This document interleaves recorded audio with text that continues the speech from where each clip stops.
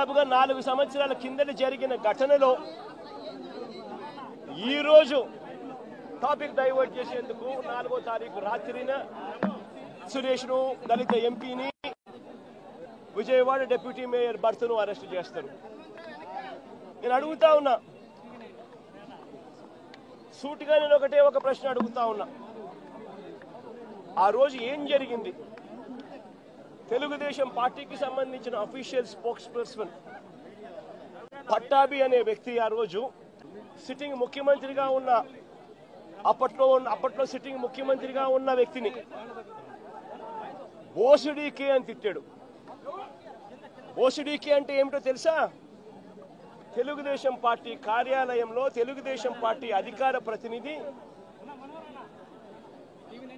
ముఖ్యమంత్రిని ఆ రోజు అన్న మాట లంజా కొడక అని.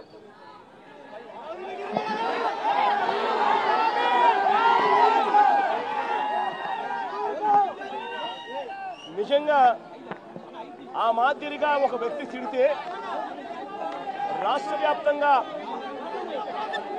ఆ ముఖ్యమంత్రిని ప్రేమించే వాళ్ళు, వైఎస్ఆర్ కాంగ్రెస్ పార్టీని అభిమానించే వాళ్ళు, రాష్ట్ర వ్యాప్తంగా ఉన్న వాళ్ళందరికీ కూడా కడుపు మండదా? ఎవరైనా చెబితేనే వాళ్ళు వచ్చి చేస్తారా? కడుపు మండిన వాళ్ళు, ఈ అన్యాయాన్ని చూడాలనుకునే వాళ్ళు, చూడకూడదు అని అనుకునే వాళ్ళు ధర్నా చేయడానికి వచ్చిన వాళ్ళ మీద దాడి చేయడానికి కూడా ప్రయత్నం చేశారు. ఆ దాడి జరిగిన పరిస్థితుల్లో, ఆ తోపులాటలో, ఆ తొక్కిసలాటలో తెలుగుదేశం పార్టీ ఆఫీసు మీద కొద్దో గొప్ప రాళ్ళు పడిండొచ్చు. నేను అడుగుతా ఉన్నా, ఆ జరిగిన ఘటనను ముఖ్యమంత్రిగా నన్ను అన్నా కూడా నేను చంద్రబాబు నాయుడు గారి మీద కక్ష సాధింపు చర్యతో వ్యవహరించాల.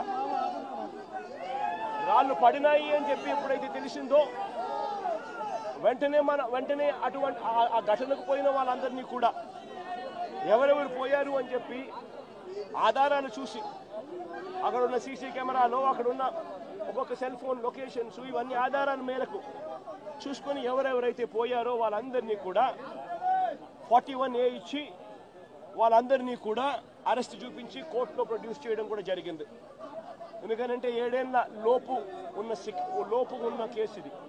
శిక్షా కాల పరిమితి 7 ఏళ్ల లోపు ఉన్న శిక్షా కాల పరిమితి ఉన్న కేసు ఇది. కాబట్టి దీంట్లో అరెస్ట్ చేయడం అన్నది it does not serve the purpose.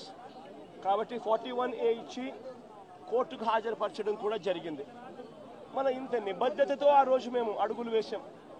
ఇంత నిబద్ధతతో ఆ రోజు నిబద్ధతతో అడుగులు వేసి వాళ్ళందరినీ కూడా హాజరుపరిచి 41A కింద వాళ్ళందరికీ కూడా నోటీసులు ఇచ్చి వాళ్ళందరినీ కూడా కోర్టు ప్రొడ్యూస్ చేశారు.